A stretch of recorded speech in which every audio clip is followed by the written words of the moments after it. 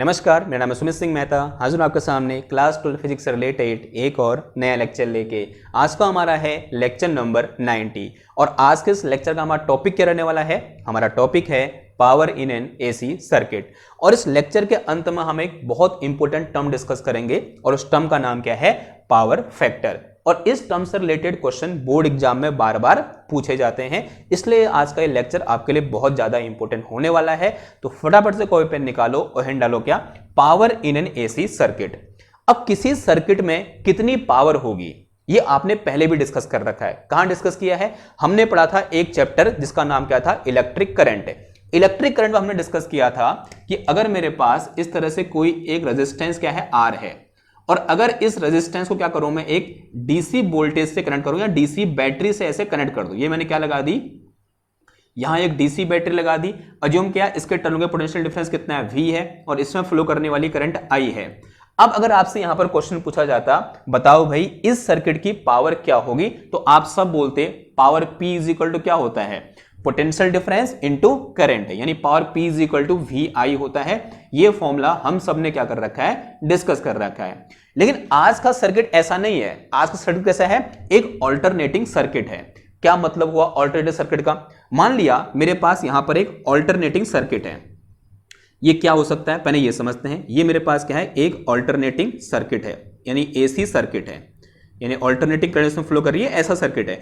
इस सर्किट क्या क्या हो सकता है? इसमें भाई आर भी हो सकता है, इसमें एल भी हो सकता है, ये आर एल भी हो सकता है, या सी भी हो सकता है पहले, या ये क्या हो सकता है? आर एल हो सकता है, या ये आर सी हो सकता है, या ये एल सी आर हो सकता है। इनमें से कुछ भी हो सकता है। ठीक है, मैं इन जनरल ले लिया, मैंने खाली बॉक्स में आ दिया, इसको मैंने क्या दिया? एसी सर्किट बोल दिया। यानी इसमें कैसी करंट फ्लो कर रही है? एक ऑल्टरनेटिव करंट फ्लो कर रही है। अब वो करंट फ्लो कराने के मुझे क्या लगाना पड़ेगा? यहाँ एक सोर्स लगाना पड़ेगा। तो मैंने क्या लगा दिया? यहाँ पर एक ऑल्टरनेटिंग करंट का सोर्स, यानी यहां क्या लगा दी? एक ऑल्टरनेटिंग वोल्टेज लगा दी।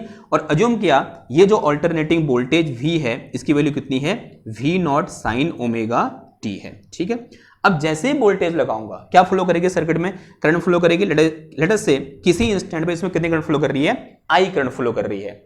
अब ये जो I करंट है इसकी एक खासियत होगी। खासियत क्या होगी? पहले तो भैया टाइम के साथ चेंज होगी। दूसरी, इस करंट की फ्रीक्वेंसी इसकी फ्रीक्वेंसी के बराबर होगी, इसमें कोई शक नहीं है।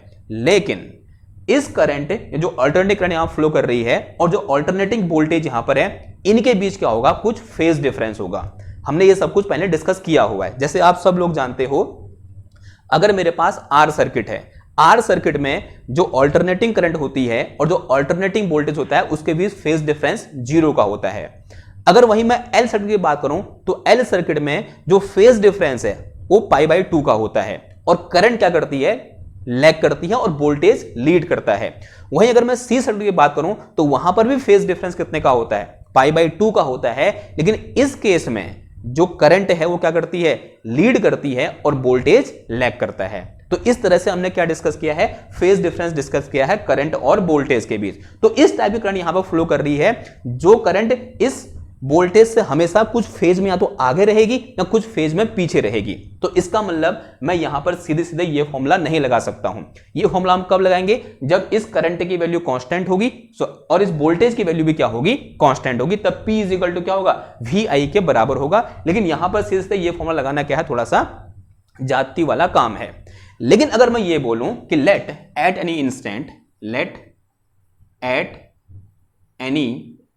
इंस्टेंट किसी एक इंस्टेंट में माना फ्लो करने वाली करंट कितनी है? I naught sine omega t है। यहां पहले वोल्टेज लिख लो। माना किसी इंस्टेंट पर यहां पर जो वोल्टेज है, ऑल्टरनेटिंग वोल्टेज, उसकी वैल्यू कितनी है? V is equal to V naught sine omega t के बराबर है। और इस वोल्टेज के कारण इसमें फ्लो करने वाली करंट जो है वो कितनी है? I is equal to I naught sine omega t minus 5 लिख दिया मैंने। -5 का मतलब यहां पर करंट क्या कर रही है? 5 एंगल से लैग कर रही है। अब 5 की वैल्यू कुछ भी हो सकती है। ये π/2 हो सकती है, ये -π/2 हो सकती है, ये 0 हो सकती है, या कुछ और भी हो सकती है, डिपेंडिंग अपॉन हम किस सर्किट की बात कर रहे हैं। अगर R है तो अलग होगा, L है तो अलग होगा, C है तो अलग होगा, RN होता तो अलग होगा, और LCR होगा तो फिर अलग होगा। ठीक है, ये बात समझ में आई आपको? तो इस तरह से मैंने बोल दिया कि किसी इंस्टेंट पर फ्लो करने वाली वोल्टेज कितनी, सॉरी करंट कितनी है? I है, और जो वोल्टेज है उसकी वैल्यू कितनी है? सेम इंस्टेंट पर V है। अगर मैं बोलूं power in this circuit eight any instant, क्या बोल लूं मैं, power in AC circuit eight any instant. बताओ भाई किसी इंस्टेंट पर इस एसी सर्किट में कितनी पावर होगी। अब मैं ये फॉर्मूला यहां पर लगा सकता हूं, तो पावर एट एनी इंस्टेंट कितना आ जाएगा, ये टोटल पावर नहीं निकल के आया, ये क्या निकल के आया, पावर एट एनी इंस्टेंट, जो किसके बराबर होगा, V इंस्टेंटेनियस या V eight any instant into current at any instant के बराबर होगा। तो यहां से मेरे पास P एट एनी इंस्टेंट कितना आ जाएगा, V एट एनी इंस्टेंट कितना है मेरे पास, V naught sine omega T के बराबर है, तो V naught sine omega T और इनटू में कितना आ गया, I इंस्टेंटेनियस जिसकी वैल्यू कितनी है, I naught sine omega T minus 5 के बराबर है, and this bracket is close. V naught I not दोनों कांस्टेंट है, उनको एक साथ लिख दो, तो I इंस्टेंटेनियस इक्वल टू कितना आ जाएगा, V naught I not. V not क्या है यहाँ पर, पीक वैल्यू ऑफ वोल्टेज, और I नॉट क्या है, पीक वैल्यू ऑफ करंट है। ठीक है, मैंने दोनों एक साथ लिख दिए। अब एक काम करो, इस साइन ओमेगा टी और साइन ओमेगा टी माइनस 5 को एक साथ लिख दो, तो कितना आ जाएगा, ये sine omega T into sine omega T minus 5, इसे एक साथ लिख दिया। ठीक है, अब एक काम करो, यहां पर थोड़ा सा एक मैथमेटिकल स्टेप यूज कर रहा हूं, यहां मैं 2 से डिवाइड कर दे रहा हूं और ये 2 से क्या कर दो, मल्टीप्लाई कर दो, और इसको ऐसा अलग लिख दो। ये क्या बन गया, एक फॉर्मूला बन गया। किसका फॉर्मूला बना, since we know that 2 sine A sine B, एक फॉर्मूला होता है क्या, कॉस ए माइनस बी और माइनस का कॉस ए प्लस बी। ये फॉर्मूला आप सबने क्लास 11th है, क्लास 12th में पढ़ा होगा कि 2 sine A sine B equal to क्या होता है, cos A minus B minus cos A plus B. ये क्या है, फॉर्मूला है। अब यहां पर इस केस में ए की जगह कितना है, ओमेगा टी, और बी की जगह कितना है भाई, ओमेगा टी माइनस 5। तो ये वैल्यू उठा के कहां रखेंगे, यानी इस फॉर्मूले को यहां पर अप्लाई कर दो। तो यहां से मेरे पास current at any instant equal to कितना आ जाएगा, ये टर्म तो ऐसे रहा, V naught I naught upon 2, और ये कितना आ जाएगा, देखो 2 तो इसके साथ आ गया, ये वाला 2, ये 2 है, फिर ये क्या हो जाएगा, कॉस ओमेगा, यानी एक जो कितना है ओमेगा टी, और फिर बीच में साइन कैसा है, माइनस, और ये कितना आ जाएगा, ओमेगा टी माइनस 5। तो ओमेगा टी माइनस 5 है, एक माइनस ये आया, माइनस माइनस क्या हो जाएगा, प्लस 5 हो जाएगा। ठीक है, फिर ये वाला माइनस आया, और ये क्या बचा अंदर, कॉस ए की जो कितना आ गया इधर पर, ओमेगा टी आ गया, और प्लस का ओमेगा टी, और माइनस प्लस माइनस का कितना आ जाएगा, 5 आ जाएगा, and this bracket will close and this bracket is also close. ठीक है, थोड़ा बहुत सॉल्व करो फिर यहाँ पर, तो ये मेरे पास P instantaneous equal to V naught I naught upon 2 हो गया है, और ये मेरे पास देखो ये कैंसिल हो गया, ये कितना बचा इधर पर, cos 5 बच गया, और माइनस का ये कितना आ गया, cos twice of omega T minus कितना आ गया, 5 आ गया, and this bracket is close. ये ब्रैकेट क्या हो गया, मेरा क्लोज हो गया। अब इसको मैं कैसे लिख सकता हूं, देखो इसको मैं अंदर ले जा रहा हूं V नॉट I नॉट को, तो यहां से मेरे पास power at any instant in this AC circuit कितना आ जाएगा, V naught I naught upon 2, और ये कितना आया, cos 5, फिर माइनस कितना आ गया, V naught I naught upon 2, पहले इसके साथ मल्टीप्लाई, फिर माइनस करके इसके साथ मल्टीप्लाई, कितना आ गया, cos 2 omega T minus 5, 2 omega T minus कितना आ गया, 5 आ गया। Said is some equation number कितना बोल देंगे हम इसको, 2 हो गया था, इसको बोल दो क्या, इक्वेशन नंबर 3। तो ये किसका फॉर्मूला आया, current in this circuit eight any instant. अब मुझे अगर ये निकालना है कि बताओ भाई, जब करंट ने क्या किया, एक कंप्लीट साइकिल किया, एक कंप्लीट साइकिल में करने में कितना टाइम लगता है, उसको टी टाइम लगता है, टाइम पीरियड के अलावा टाइम लगता है। तो करंट के एक साइकिल कंप्लीट करने में यहां पर कितनी पावर इस एसी सर्किट की है, तो क्या करेंगे, इस इंस्टेंटेनियस करंट का एवरेज निकाल देंगे। तो average power in AC circuit for a complete cycle. Complete cycle का मतलब टाइम कहां से कहां है, 0 से कैपिटल टी तक, और कैपिटल टी क्या है यहाँ पर, टाइम पीरियड है किसका, ऑल्टरनेटिंग करंट का। ठीक है, टाइम पीरियड का मतलब करंट को एक साइकिल कंप्लीट करने में जितना टाइम लगता है उसे हम क्या बोलते हैं, करंट का टाइम पीरियड बोलते हैं। और एक टाइम पीरियड मतलब 0 से टी टाइम तक। क्लियर है बात। अब एवरेज का मतलब क्या हो जाएगा, तो यहां से मेरे पास P एवरेज इक्वल टू कितना आ जाएगा, इसका टाइम एवरेज, इस इंस्टेंटेनियस पावर का टाइम एवरेज। अब एवरेज को दिखाते रहे क्या होता है, ऐसे ऊपर क्या लगा दो, बार लगा दो। तो अगर इसके ऊपर बार आया, इसका मतलब इस पूरे के ऊपर बार आ जाएगा, तो ये मेरे पास कितना आ जाएगा, देखो this is V naught I naught upon 2 and this one is cos phi minus का V naught I naught upon 2, ये कितना आ गया cos omega T, sorry 2 omega T minus कितना आ गया 5 एंड ब्रैकेट क्लोज, इस पूरे का क्या आ जाएगा ऐसे एवरेज। ये डंडा किसको दिखा रहा है, एवरेज को दिखा रहा है, ठीक है। तो यहां से मेरे पास average power in this circuit कितना आ जाएगा, इसका एवरेज फिर माइनस इसका एवरेज, तो कितना आ जाएगा ये V naught I naught upon 2 cos phi का एवरेज और माइनस कितना आ गया V naught I naught upon 2 and this is cos omega 2 omega T minus 5 और इस पूरे क्या आ जाएगा एवरेज आ जाएगा, ठीक है। अब जरा समझना इधर पे वी नॉट कॉन्स्टेंट है, आई नॉट कॉन्स्टेंट है, 2 कॉन्स्टेंट है और यहां पर फेज डिफरेंस क्या होगा, किसी एक पर्टिकुलर सर्किट के लिए कांस्टेंट होगा। जैसे एल के लिए पाई/2 होता है, सी के लिए भी पाई/2 होता है, डिपेंडिंग अपॉन यहां साइन कैसा है। अगर यहां साइन ये है तो ये कैसा आ जाएगा, सी के लिए -पाई/2 आ जाएगा। वैसे आरएल के लिए, आरसी के लिए, एलसीआर के लिए क्या होता है, कांस्टेंट होता है किसी एक सर्किट के लिए। इसका मतलब V naught constant, I naught constant, phi constant, इसका मतलब कॉस फाई भी कांस्टेंट, यानी ये पूरा टर्म क्या है कांस्टेंट है और कांस्टेंट का एवरेज वही नंबर निकल के आता है। अगर कोई चीज वेरी हो ही नहीं रही है, उसका अगर एवरेज निकालूंगा तो वो खुद ही निकल के आएगा। इसका मतलब इसका एवरेज क्या होगा, ये खुद होगा। तो इसका मतलब यहां से क्या आ गया, P average will be equal to कितना आ जाएगा, V naught I naught upon 2 and this is cos phi और माइनस। अब इसे क्या लिखता हूं, देखो इसका एवरेज इंटू इसका एवरेज, तो ये कितना आ जाएगा V naught I naught upon 2 इस पूरे का एवरेज और into this is cos 2 omega T minus 5 इस पूरे का एवरेज। देखो इसका एवरेज तो खुद ही होगा, अब बारी किसकी है, इसके एवरेज की। अब यहां पर आपको थोड़ा सा एक चीज रट्टाफिकेशन करना पड़ेगा, यानी रटना पड़ेगा। क्या रटना है, इसका एवरेज होता है कितना 0 for a complete cycle average of 2 omega T minus 5, इसका आंसर कितना आता है भाई 0 आता है। कितना आंसर आता है इसका 0, ठीक है। किसके लिए, फॉर ए कंप्लीट साइकिल, यानी अगर यहां पर t की वैल्यू आप इंटीग्रेशन करके देख सकते हो, अगर t की वैल्यू 0 से लेकर t तक वेरी कर रही है, कैपिटल t तक वेरी कर रही है, तो ये वैल्यू कितनी आएगी 0 आएगी, इसका एवरेज कितना आएगा 0 आएगा, ठीक है। ऐसा ही हमने इंटीग्रेशन, ऐसा ही एवरेज हमने कहां निकाल रखा है, जब हमने मीन वैल्यू ऑफ करंट निकाली थी फॉर ए कंप्लीट साइकिल, वहां पर भी हमने ये चीज क्या की थी, डिस्कस की थी, क्योंकि ये कितना आता है 0 आता है, ठीक है। ओके, अगर ये 0 हो गया तो बचा मेरे पास सिर्फ ये वाला टर्म, तो ये मेरे पास कितना आ गया, P average equal to V naught I naught upon में कितना आया 2 आया और ये मेरे पास क्या हो गया यहाँ कॉस 5 हो गया and this is our average power in AC circuit, ठीक है। किसी एक एसी सर्किट में जो एवरेज पावर होती है कितनी होती है, V naught I naught upon 2 cos 5 के बराबर होती है। इसे बोल देंगे हम कुछ इक्वेशन नंबर 4। अब इस इक्वेशन नंबर 4 को मैं थोड़ा मॉडिफाई कर सकता हूं, कैसे देखो, जो मेरे पास पी एवरेज है इसे लिखता हूं मैं कैसा, वी नॉट बाई √2 और आई नॉट बाई √2। देखो √2 इंटू √2 फिर से 2 हो जाएगा, यानी इसको मैं ऐसे लिख सकता हूं। ये बात समझ में आई। अब ऐसा करने से एक फायदा होगा, क्या फायदा होगा, देखो सिंस वी नो दैट जो वी RMS होता है, RMS वैल्यू ऑफ वोल्टेज जो होती है किस बराबर होती है, वी नॉट बाई √2 के बराबर होती है और जो आई RMS होता है वो किस बराबर होता है, आई नॉट बाई √2 के बराबर होता है। अब एक काम करो, इन दोनों वैल्यू को उठाओ, इधर रखेंगे, तो यहां से मेरे पास पी एवरेज इक्वल टू कितना आ जाएगा, V RMS into I RMS और इंटू कितना आ गया, ये cos 5 आ गया। तो this is average power in an AC circuit in terms of V RMS, I RMS and cos 5।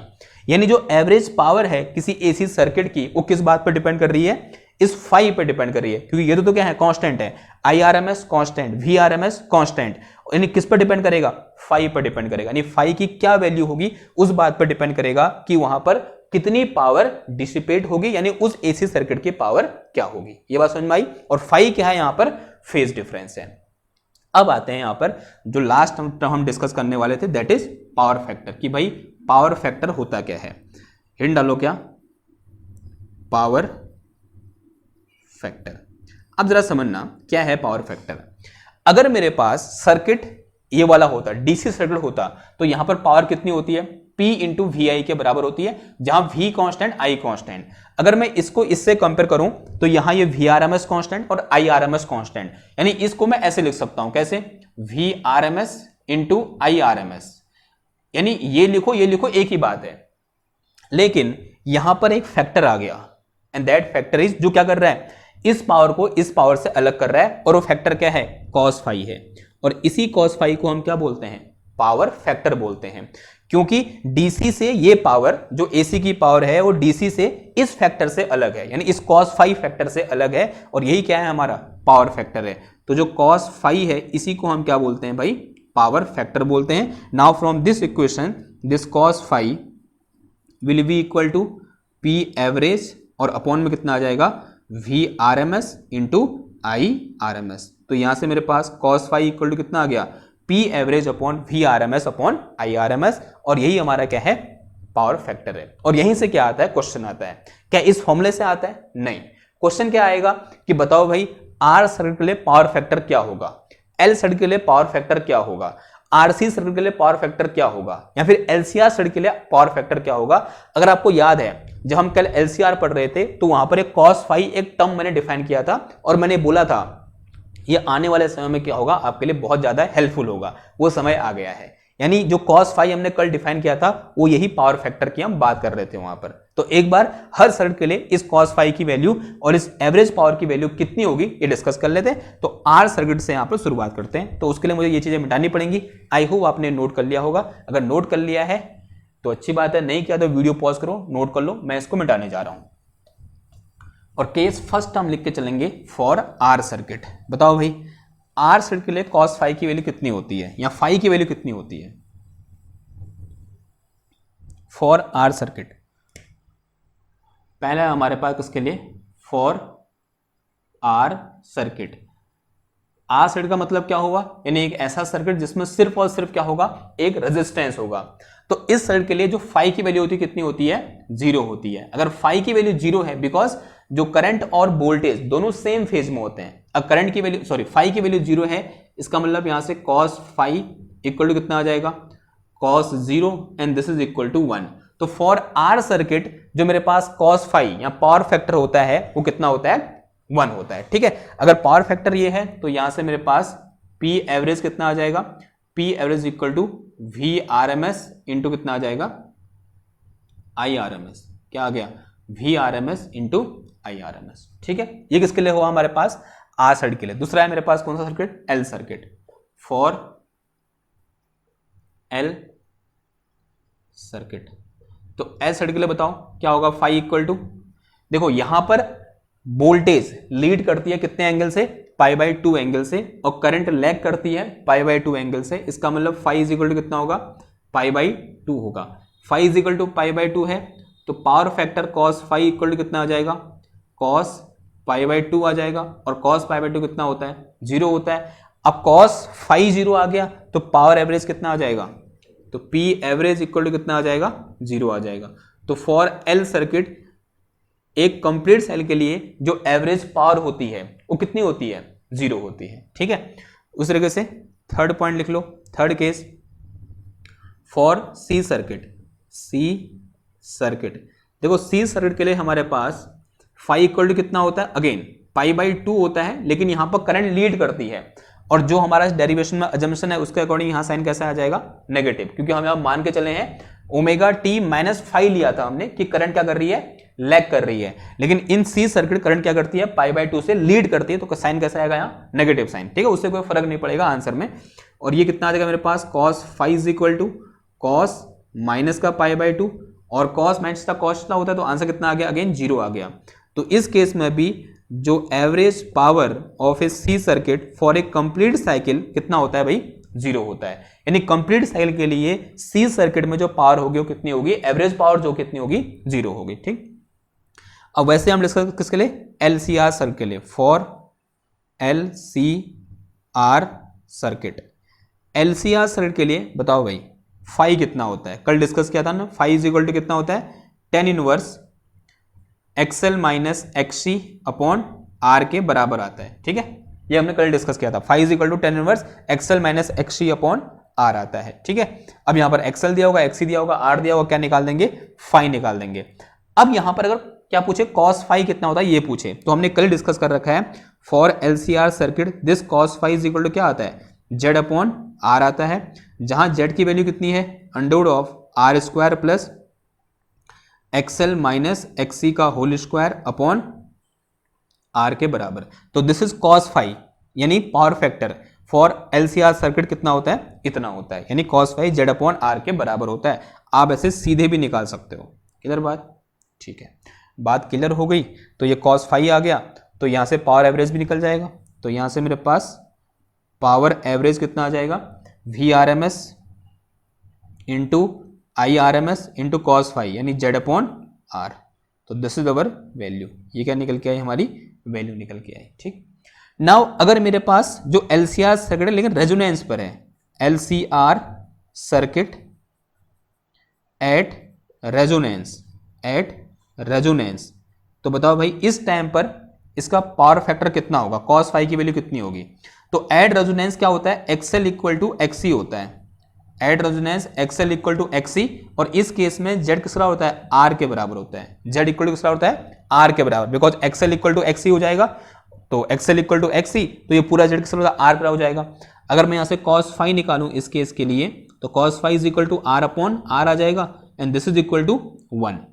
तो 1 किसके केस में था, आर सर्किट केस में, यानी एट रेजोनेंस, यानी जब एलसीआर सर्किट रेजोनेंस की कंडीशन को फॉलो करता है, उस समय LCR circuit as a R circuit treat करता है, या फिर आर सर्किट बिहेव करता है, यानी प्योरली रेजिस्टिव सर्किट की तरह बिहेव करता है। और उस समय जो उसमें एवरेज पावर होती है, तो P average will be equal to कितना आ जाएगा, V R M S into I R M S. और जो क्या होगा, मैक्सिमम होगा, बिकॉज किस पर डिपेंड करता हो, कॉस फाई की वैल्यू पर डिपेंड करता है। और कॉस फाई की वैल्यू जहां पर मैक्सिमम होगी वहां पर पी एवरेज भी मैक्सिमम होगा, और कॉस फाई की मैक्सिमम वैल्यू कितनी होती है, 1 होती है। तो for LCR circuit in resonance, यहाँ पे एट रेजोनेंस कॉस फाई 1 है, तो इसका मतलब ये पावर कैसी है, मैक्सिमम है। अगर कोई क्वेश्चन आपसे पूछे कि एलसीआर सर्किट में मैक्सिमम पावर डिसिपेशन, यानी मैक्सिमम पावर का खर्च कब होगा, तो आंसर है जब हमारा एलसीआर सर्किट रेजोनेंस की कंडीशन को फॉलो करेगा, यानी वहां पर जो फ्रीक्वेंसी होगी एलसीआर सर्किट की, वो रेजोनेंस फ्रीक्वेंसी के बराबर होगी। उस समय जो पावर होगा वहां पर सबसे ज्यादा, पावर का सबसे ज्यादा डिसिपेशन होगा। क्लियर है बात इतनी? तो ये क्या हो गया हमारा power factor and power in N AC circuit. और क्वेश्चन इन्हीं में से किसी एक से आ सकता है, या तो ये पूछ लेगा, या ये पूछ लेगा, ये पूछ लेगा, ये पूछ लेगा, सब क्या है, क्वेश्चन है। ठीक है, जो स्पेशल केस हमने डिस्कस कर रखे हैं, जो 5 केस डिस्कस करे, ये 5 क्वेश्चन मान के चलो आप इनको, और यहीं से क्वेश्चन आता भी है। क्लियर? तो इस लेक्चर को यहां समाप्त करते हैं। अब नेक्स्ट लेक्चर हम डिस्कस करेंगे ट्रांसफार्मर के बारे में, फिर ये हमारा टॉपिक खत्म हो जाएगा। ठीक है, फिर इस लेक्चर को यहां समाप्त करते हैं। मैं मिलता हूं आपसे नेक्स्ट क्लास में एक और नए टॉपिक के साथ। तब के लिए थैंक यू, धन्यवाद, बाय बाय।